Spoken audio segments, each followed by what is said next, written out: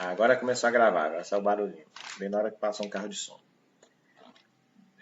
Bom dia, boa tarde, boa noite. Aqui é o professor Kleber. Bem, na aula de hoje a gente vai falar um pouquinho sobre hereditariedade genética.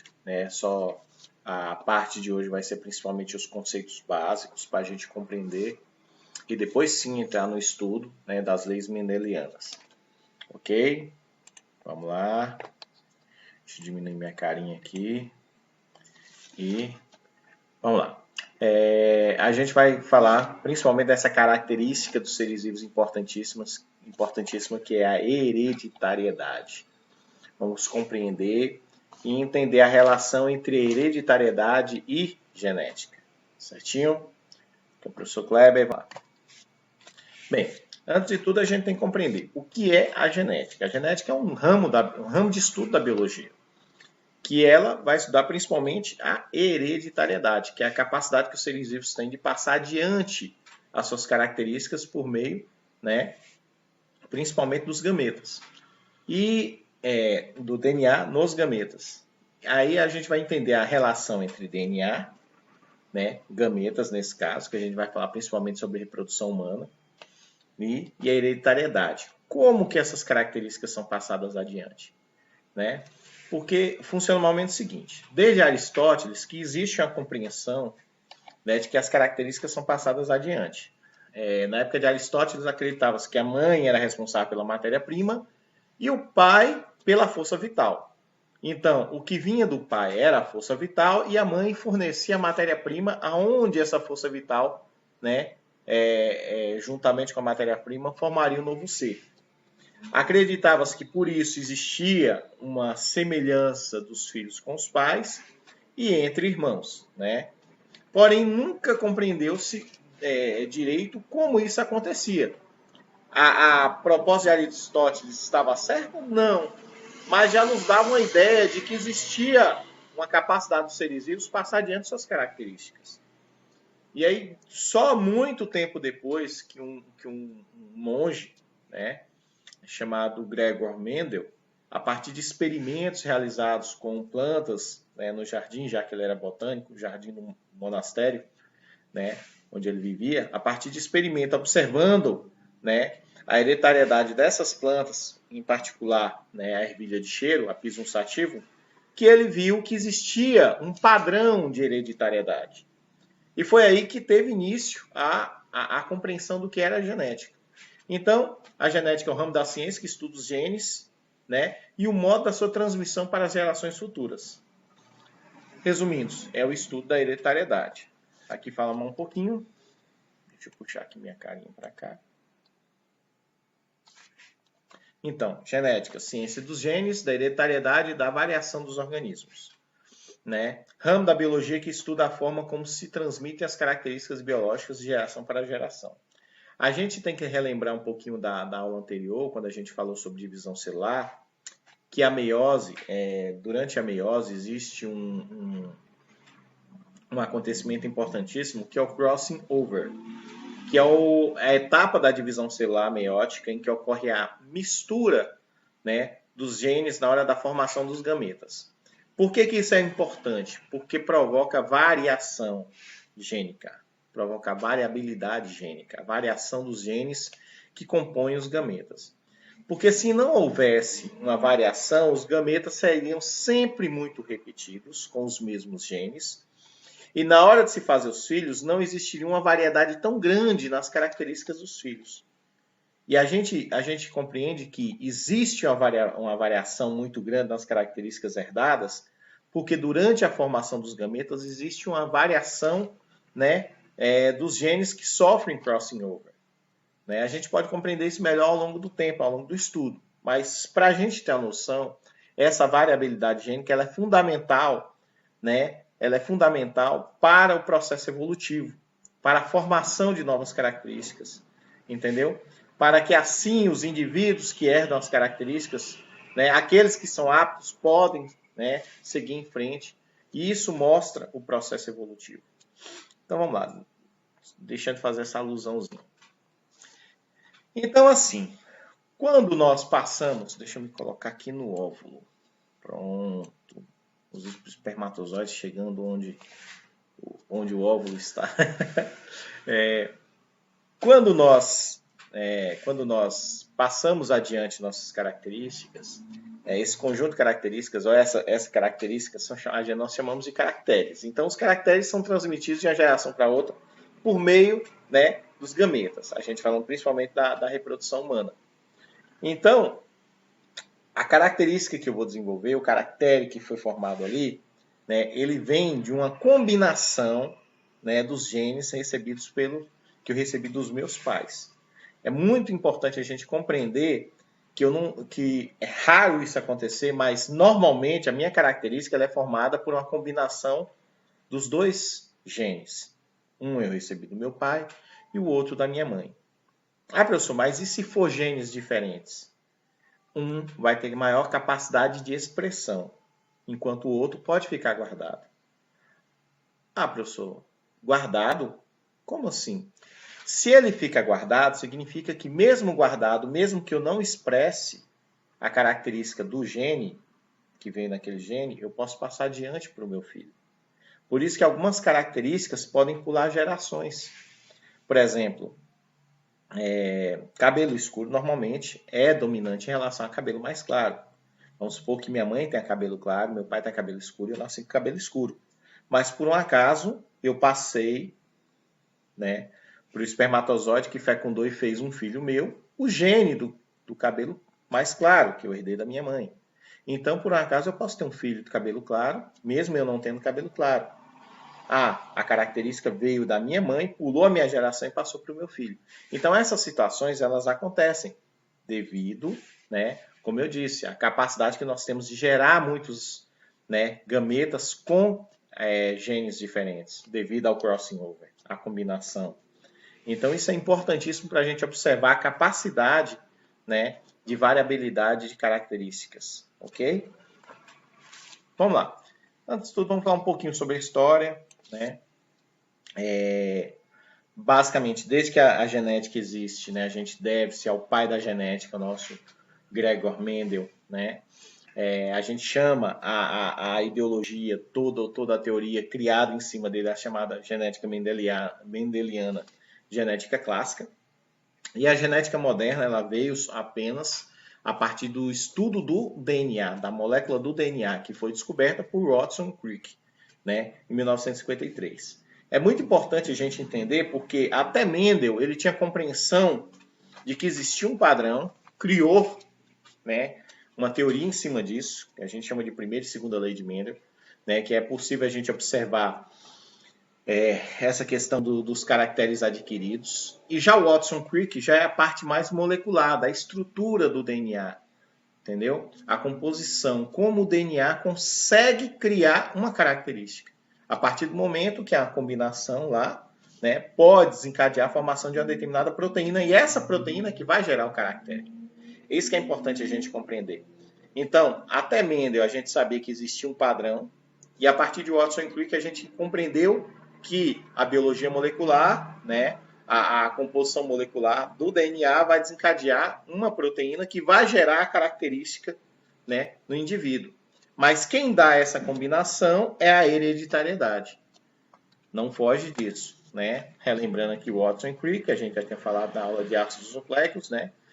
Propuseram em 1953 um modelo de DNA, né, que seria uma dupla hélice, né, ligadas por pontes de hidrogênio, né, e que seria basicamente cadeias de nucleotídeo, basicamente combinação de bases nitrogenadas, a sequência de bases nitrogenadas.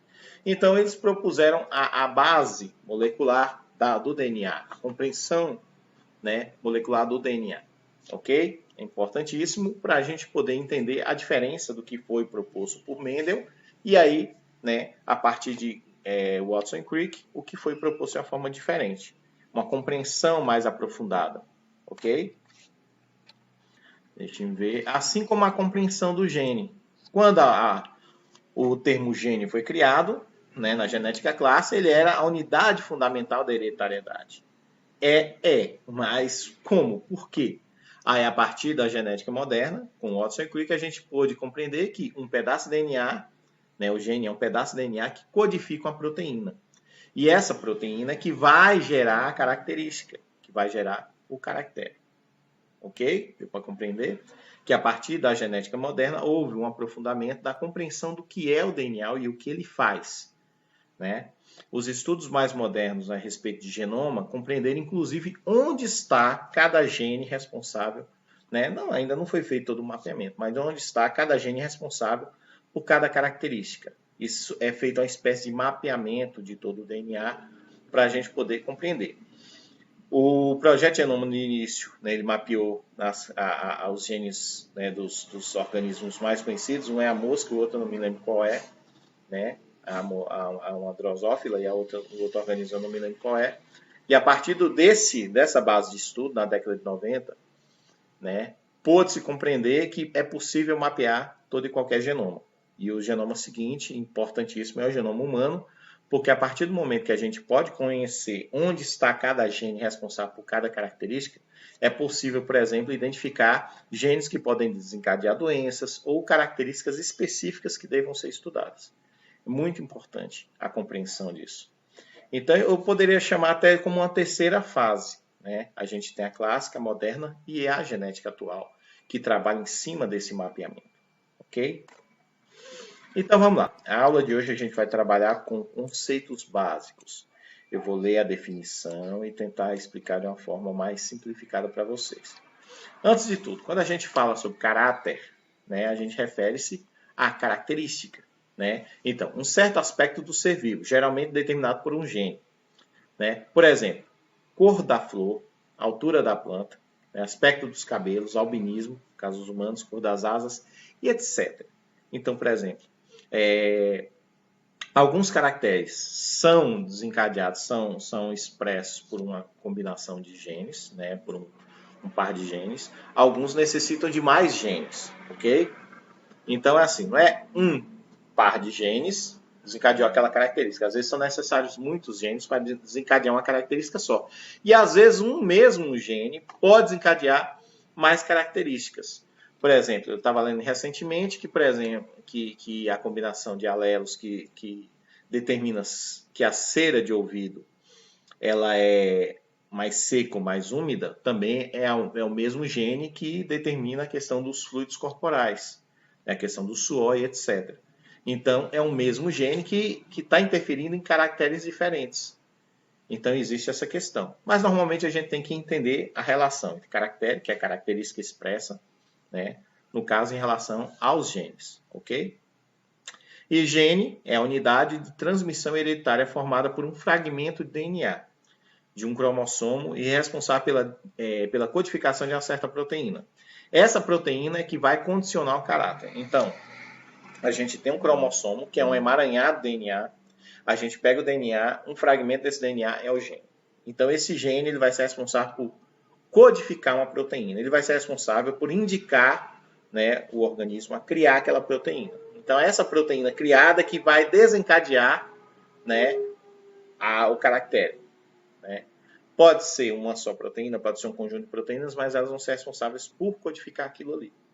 Então, basicamente, o que muda de um DNA para o outro, além da combinação, claro, né, do DNA, é a capacidade de codificar proteínas diferentes. Então, o que muda de uma pessoa para outra é a capacidade dessa codificação. E quais proteínas vão ser criadas? No caso da cera do ouvido, uma vai ser responsável por criar, principalmente, glicerina, e a outra, esqueci qual é a outra proteína. Então, são duas proteínazinhas diferentes que vão ser responsáveis por indicar que a cera do ouvido vai ser mais líquida, mais úmida ou mais seca. Né? Vamos lá. Quando a gente fala a respeito de DNA, né, do gene em si, não é assim. Nós temos 23 pares de cromossomos, ao todo 46 cromossomos no caso dos seres humanos, e aí um gene está em qualquer lugar. Eu acabei de falar para vocês que existe um processo de mapeamento desses genes, para a gente saber onde está o gene responsável por tal característica. Quando a gente identifica isso, a gente chama esse local de locus, vem de local, né? Locus gênico. Então, o locus gênico é o local ocupado pelo gene em cromossomos homólogos e que determina o mesmo caráter. Eu recebi por exemplo, cromossomos são divididos aos pares. Eu tenho do 1 ao 23. Do 1 ao 22 são pares, né, de cromossomos autossômicos, que não tem a ver com a questão reprodutiva sexual. Então, são cromossomos que eu vou encontrar tanto em homens quanto mulheres da mesma forma. Não são responsáveis pela questão de caracteres sexuais. E o último par é o par sexual. É o famoso XX e XY. Vamos supor que a cor do olho esteja no cromossomo 6. Então, eu recebi um cromossomo 6 do meu pai e outro da minha mãe. Nessa primeira dobrinha aqui, é o locus gênico, né? É o local do gene responsável pela cor do meu olho. Mas eu recebi aqui azul e aqui verde. Mesmo sendo genes diferentes, eu sei que eles pertencem à mesma característica porque eles ocupam o mesmo locus gênico. A mesma dobrinha. Daqui a pouco eu vou falar mais sobre isso. Genes alelos. Genes, né? Os genes que eu recebi aqui na mesma dobrinha, mesmo sendo azul e verde, né, são genes alelos. Né? E esses genes alelos, normalmente, na prática da genética, a gente representa por letras. Né? Por letras. Cada gene é uma letra específica. Então, por exemplo, se são genes diferentes, são letras diferentes. Se são genes iguais, são letras iguais. Até o tamanho das letras tem significado aqui, que a gente vai ver depois, né? O significado dessa questão da letra ser maiúsculo ou minúsculo, que a gente vai falar um pouquinho sobre dominância e recessividade. Nesse caso, né, os genes são alelos quando eles representam o mesmo caractere, cor do olho, entendeu? Mesmo sendo genes diferentes. Eles são alelos porque eles ocupam o mesmo locus gênico, mesmo local, ok? Vamos lá. Aqui um exemplo. Né? Eu tenho aqui o mesmo cromossomo de cada lado, vamos supor que seja o cromossomo 3, o par 3, desculpe. Os cromossomos do par 3. Então, par 3 recebido do pai, par 3 recebido da mãe. Aí eu tenho aqui, no mesmo local, né? No mesmo local, os genes responsáveis pelo tamanho do pé. Aqui e aqui. Ok? Ah, professor, vamos supor que eu recebi aqui pé grande do meu pai, pé pequeno da minha mãe. Eu vou ter qual pé? Depende de qual é o dominante. Depois a gente vai falar sobre isso, sobre dominância.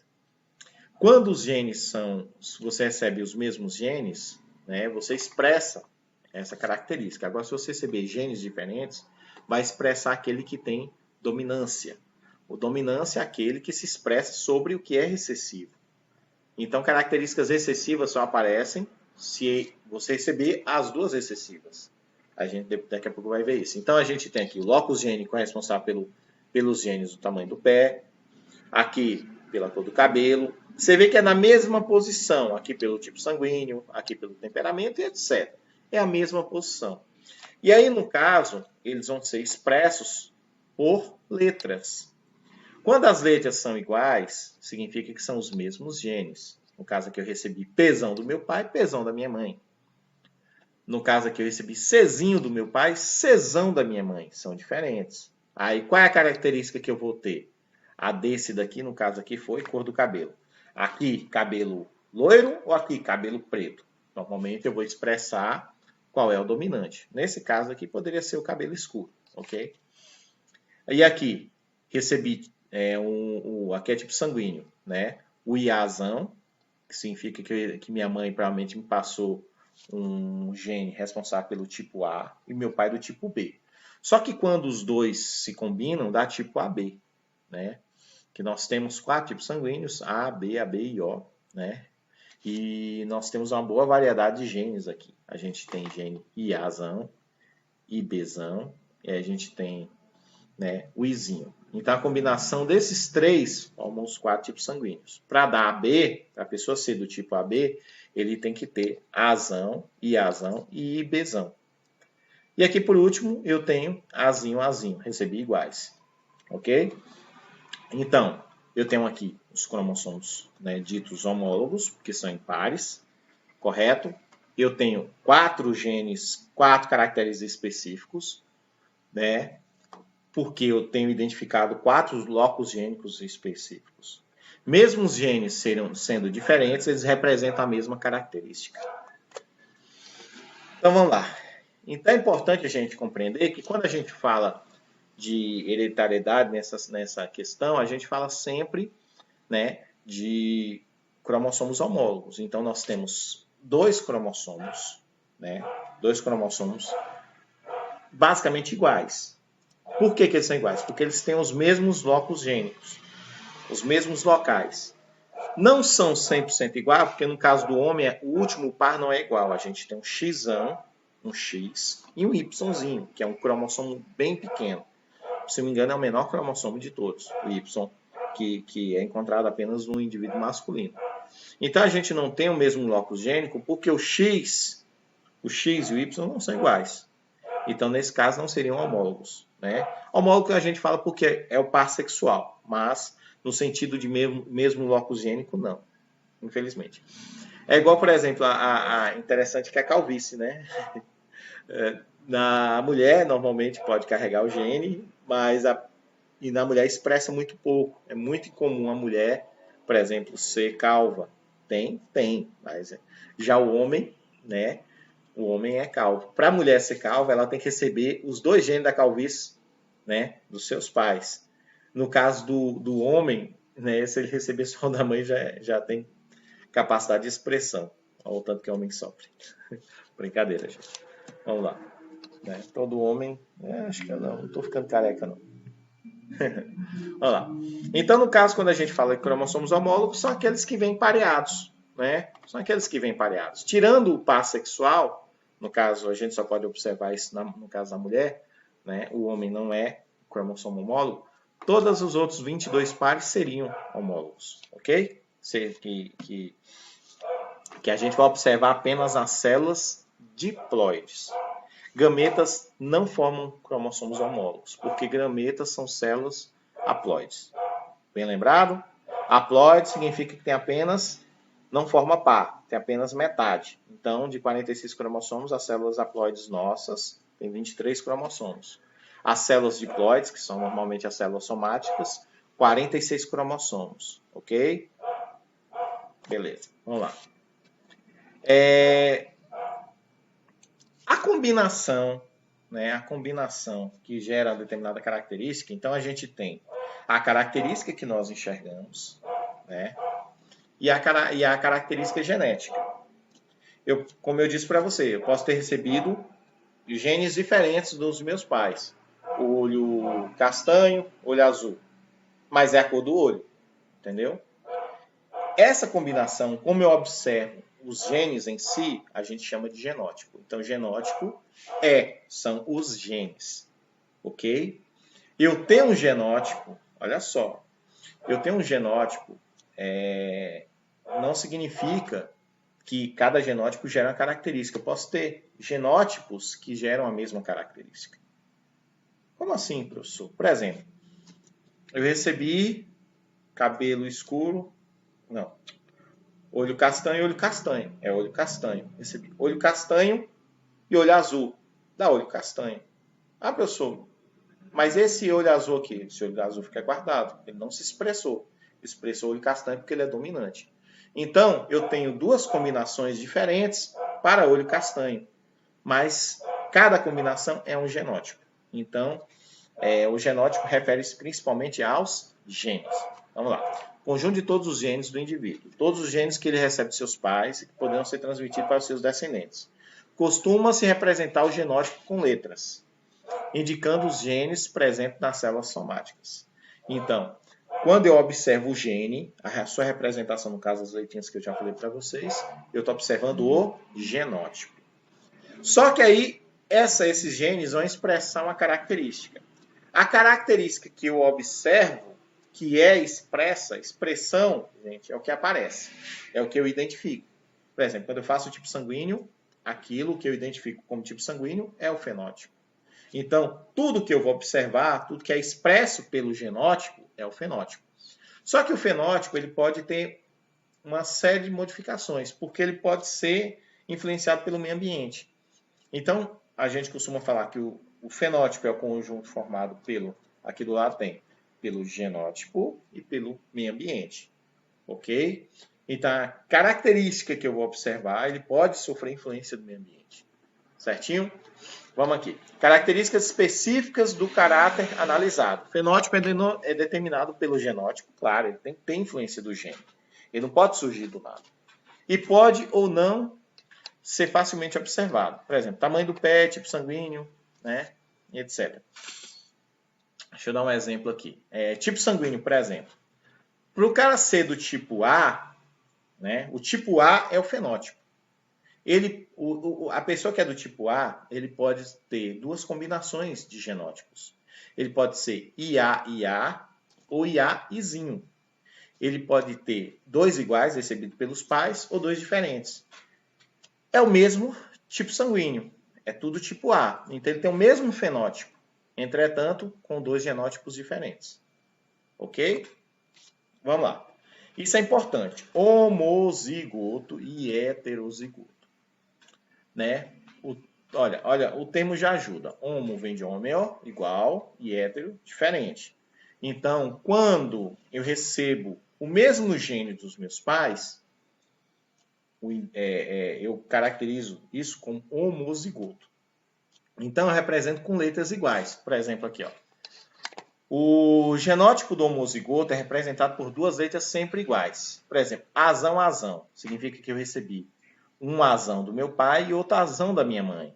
Então, homozigoto, maiúsculo aqui no caso. Daqui a pouco a gente vai entender por que é maiúsculo. Ou então, azinho, azinho. Significa que eu recebi azinho do meu pai e azinho da minha mãe. Né? Também são iguais. A gente chama esses indivíduos de puros. Né? Indivíduos puros. Por quê? Porque a característica veio apurada, veio igual. Né? Isso não significa que seja melhor ou pior. Né?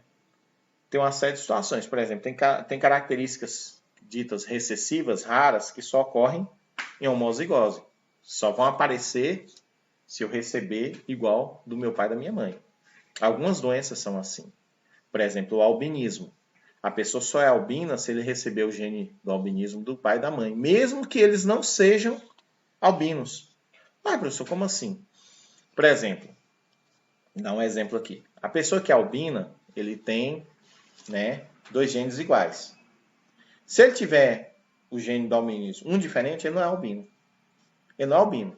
Mas ele pode passar isso para o filho. Entenderam? Então, vamos supor que o pai é assim. A gente chama de portador. A mãe, assim, portadora. E aí, na hora de fazer os gametas, o pai forneceu esse para o espermatozoide que fecundou. A mãe forneceu esse também para o óvulo que fecundou. Aí fecundou o espermatozoide e o óvulo e ficou assim, iguais, homozigótico.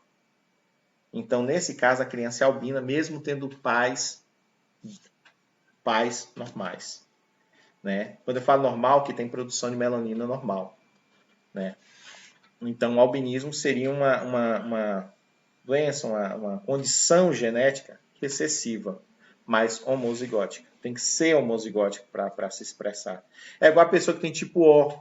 O cara que tem tipo O, né, ele tem izinho. Então, ele recebe o izinho do pai, izinho da mãe e forma o tipo O. O O só é combinado assim. O AB é um A e um B. O A pode ser dois As e um izinho. O B pode ser dois Bs, né, vou botar assim, dois Bs ou B e um izinho. E para CO tem que ser dois izinhos. Então, homozigoto é quando é igual. Se eu receber igual, é homozigoto, é puro. Já o heterozigoto, a palavra já fala hétero, vem de diferente, significa quando eu recebo genes diferentes dos meus pais. Né? São chamados de híbridos. Né? Nesse caso, não é uma condição ruim. Significa que muitas vezes eu recebi o gene ali, eu expressei o dominante, mas eu fiquei com o recessivo guardado. E eu posso passar esse recessivo para o meu filho. Entendeu? O caso que eu citei agora há pouco do albino, pais normais tendo filho albino, os pais normais provavelmente não, 100% certeza que eles são heterozigóticos. Nessa condição a gente chama de portador. Ele é portador do gene, ele não expressa a característica, mas ele tem um gene. Entenderam? Eu vou fazer muito símbolo estranho. Olha lá. Aí vamos falar, né, do que seria recessivo e dominante. O gene recessivo ele é um gene que ele só vai aparecer, ele só vai ser expresso se ele estiver em homozigose, se ele estiver combinado com outro gene recessivo. Foi o que eu falei do caso do albinismo e do O. A pessoa só é O Se ele receber o Izinho, Izinho. Então ele é tipo O. Entendeu? Se ele receber A com Izinho, ele é A. B com Izinho, ele é B. Mas ele só vai ser O se ele receber Izinho dos pais. Então, o tipo O, no caso, o tipo O nesse caso, é recessivo. O albino, do mesmo jeito, se ele receber o gene do albinismo do pai e da mãe. Da mesma forma. Tem várias outras situações, viu, gente? Então, se uma característica for dita recessiva, a gente sabe que ela só vai ser expressa, aparecer, se ela tiver em homozigose. Né? Então, vamos lá. Gene que só se manifesta fenotipicamente o caráter em homozigose, quando os dois alelos são iguais. Alelos, no caso, a gente pode subentender que são as letras, viu, gente? Só se manifesta quando estiver presente em dose dupla, como é o caso aqui do Azinho, ok? O gene dominante é aquele que ele se expressa tanto quando tem dose dupla, quando ele aparece no heterozigoto. Como é que eu sei quem é o dominante? Dominante é aquele que se expressa em heterozigose. Isso é regra. Gente, eu estou falando aqui, no sentido geral, do que a gente observa nos casos chamados de dominância completa. Como assim, professor? Nós temos 3 tipos de dominância: completa, incompleta e codominância. A dominância completa é esses casos gerais que a gente está vendo aqui, que é o que mais acontece. Na dominância completa, eu, por exemplo, recebi o cabelo escuro do meu pai, cabelo claro da minha mãe, são heterozigóticos. Como é que eu sei quem é o dominante? Quem ganha? Quem se expressa. Cabelo escuro. Cabelo escuro é dominante em relação a cabelo claro. Né? Vamos para algumas características normais. Né? Por exemplo, diferença de dominante e recessivo. Quer ver algumas características? A questão da língua. É uma característica dominante poder dobrar a língua em forma de U. Assim. Estou mostrando a língua para vocês não, gente. Estou mostrando a língua de uma forma didática. Tem gente que não consegue. Então, é um padrão recessivo que as células não consigam fazer isso, blá, blá, blá. A questão da musculatura da língua. Não vou aprofundar muito nesse sentido. Então, as pessoas que conseguem dobrar em forma de U são dominantes. A maioria consegue. E uma minoria recessiva, né, não consegue. Orelha, né? Tem pessoas que têm esse lóbulo, né, bem juntinho assim, pregadinho no rosto, né, na face aqui. Essas pessoas são recessivas. Quem tem o lóbulo solto, né, é dominante. Covinhas, né, aqueles buracos, que seja natural, que não seja buraco de facada, tiro, calma, né? As covinhas. Covinha é um defeito genético, recessivo. Mas a gente tira com padrão de beleza, por causa da questão da simetria e tal. Mas, normal, dominante não tem, recessivos tem. A questão da cera do ouvido, que eu tinha falado mais cedo. A cera úmida, dominante. Cera mais ressecada, cera seca, né, recessivo. E assim por diante, eu poderia citar várias características assim. Ok? Então, professor, eu tenho um covinha. Então significa que eu recebi o gene da covinha do meu pai e da minha mãe igual. Exatamente. Ok? Vamos lá.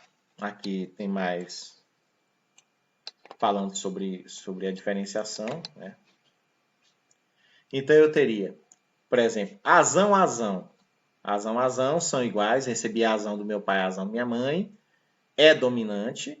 Né? Normalmente a gente usa letra maiúscula para dominante, é um padrão, né?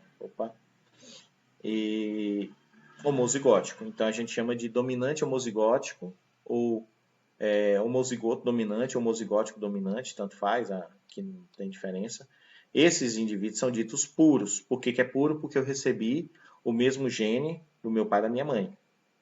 Quando os genes vêm diferentes, né, ele é heterozigótico. Nesse caso, existe um padrão dominante sobre o recessivo. Né? A gente chama de híbrido. Bem, professor, o senhor falou que existem tipos de dominância.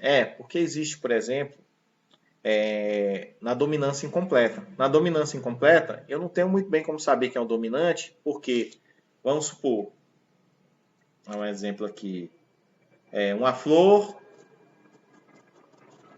é azul, outra flor é vermelha. Aí eu cruzei as duas e nasceu uma flor roxa, que é uma mistura das duas. Então, No caso da dominância incompleta, existe uma característica intermediária entre as duas. Ocorre uma mistura entre as duas. Entenderam? Então, muitas características são dominância incompleta porque eu não tenho como saber qual é o padrão dominante. Então, elas se misturam. Ok? E no caso aqui, azinho, né? É chamado de recessivo homozigótico. É homozigótico porque são iguais, quer dizer, é puro. Porém, o padrão com letra minúscula a gente chama de recessivo. Ok? O outro exemplo que eu tinha falado para vocês é o caso da codominância, como é o caso do tipo sanguíneo. O tipo sanguíneo, tanto A quanto B são dominantes. Como é que eu sei que os dois são dominantes? Porque se eu receber A e B dos meus pais, nenhum ganha do outro. Eu tenho um tipo sanguíneo AB. A e B juntos.